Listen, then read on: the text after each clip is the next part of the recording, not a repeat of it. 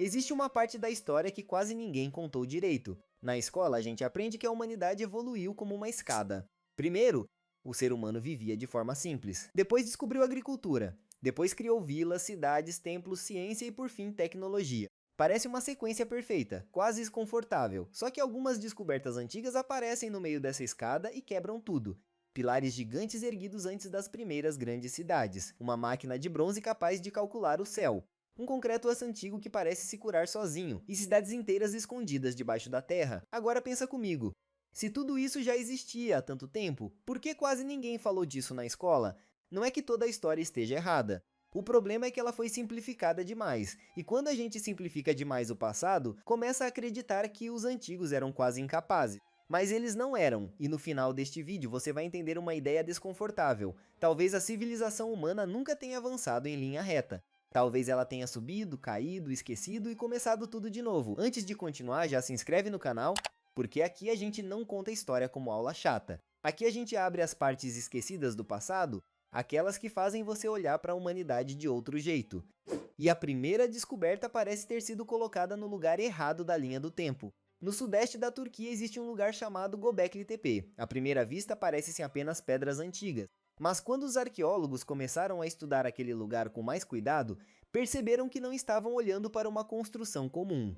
Eram pilares enormes, alguns com mais de 5 metros de altura, organizados em círculos e esculpidos com figuras de animais. Aquilo não era só pedra empilhada, tinha intenção, tinha símbolo, tinha esforço coletivo. E aí vem o problema, Göbekli Tepe é antigo demais. Ele foi construído antes das grandes cidades conhecidas, antes da escrita e antes de muita coisa que a gente costuma associar a uma civilização organizada. Durante muito tempo a ideia era simples. Primeiro o ser humano aprende a plantar, depois se fixa em um lugar, depois cria comida sobrando, depois organiza uma sociedade e só depois constrói templos. Mas Göbekli Tepe parece inverter essa lógica. É como encontrar uma catedral antes de encontrar a cidade. E essa frase deveria incomodar, porque talvez os rituais tenham vindo antes da agricultura organizada. Talvez o ser humano tenha se reunido primeiro por medo, por fé, por mistério, ou por necessidade de explicar o mundo, e só depois tenha criado uma forma de viver ao redor disso, ou seja, antes de plantar comida. Talvez o ser humano já estivesse plantando significado. A gente costuma imaginar o passado como um lugar simples, gente caçando, fazendo fogo, procurando abrigo e tentando sobreviver. Mas aí aparece uma construção monumental dizendo outra coisa. Eles já pensavam em algo maior. Eles já se organizavam, eles já criavam símbolos, eles já olhavam para o invisível. E essa é só a primeira rachadura. Porque pedra gigante impressiona, mas agora imagine uma máquina antiga, uma máquina de bronze cheia de engrenagens, encontrada no fundo do mar e capaz de calcular movimentos do céu. Exageros, mas isso aconteceu. No começo do século XX, mergulhadores encontraram destroços perto da ilha grega de Anticítera. Dentro daquele naufrágio havia estátuas, objetos antigos e pedaços de bronze corroídos. Durante um tempo aquilo parecia só metal destruído, como sucata, restos de alguma coisa sem importância. Até perceberem um detalhe, aqueles pedaços tinham dentes, eram engrenagens. Quando o objeto foi estudado melhor, veio o choque. Aquela peça antiga era uma espécie de calculadora astronômica. Um mecanismo capaz de representar ciclos do céu, fases da lua, calendários e movimentos celestes. Agora para por um segundo. Estamos falando de uma máquina de mais de 2000 anos, não era computador, não era eletrônica, não era relógio moderno, era bronze, engrenagem, matemática e observação do céu, e uma precisão que ninguém esperava encontrar ali. Isso incomoda por um motivo simples.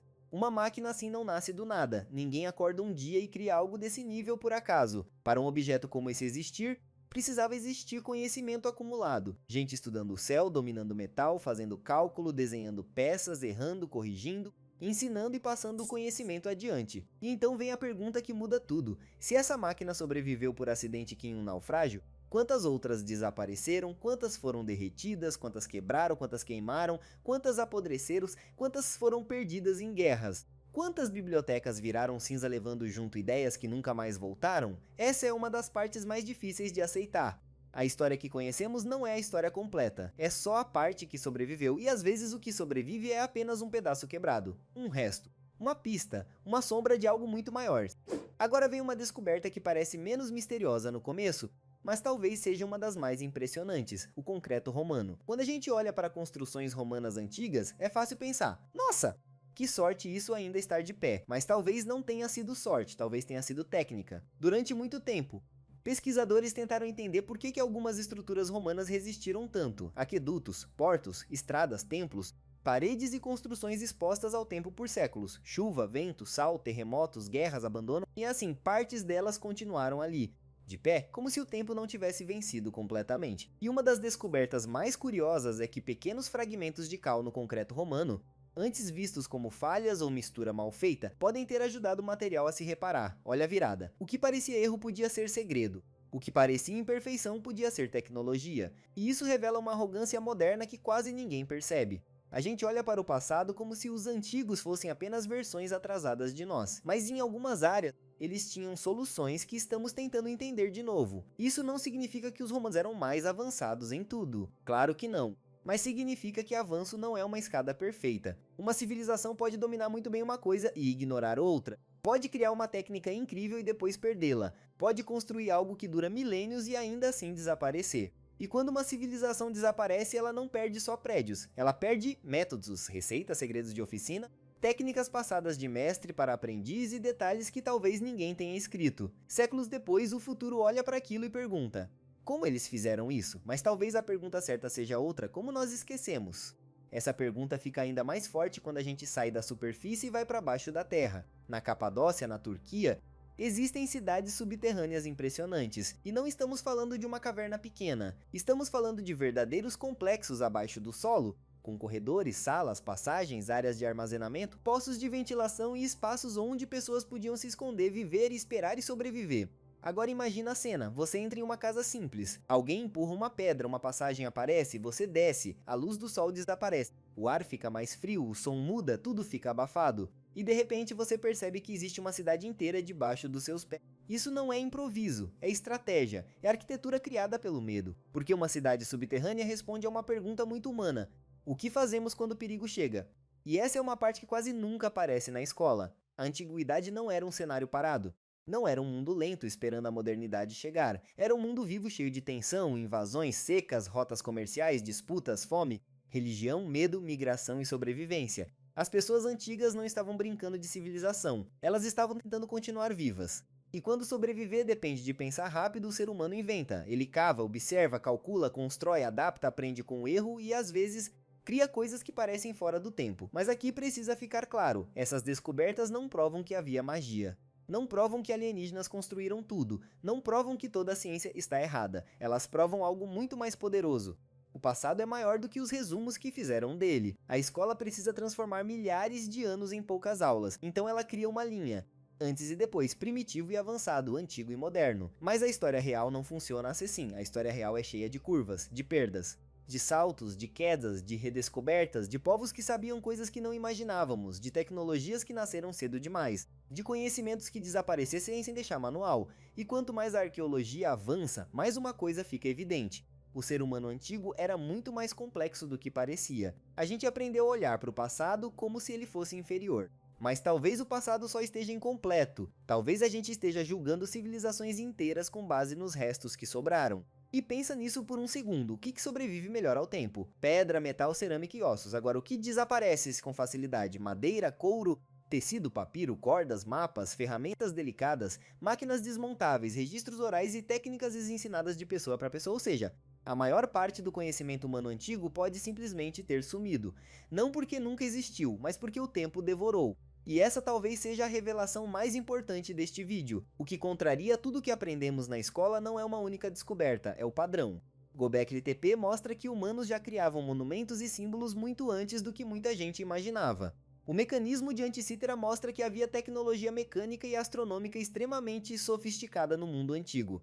O concreto romano mostra que algumas técnicas antigas eram tão boas que ainda estão sendo estudadas hoje. E as cidades subterrâneas mostram que povos antigos criavam soluções complexas para sobreviver em ambientes perigosos, separadas.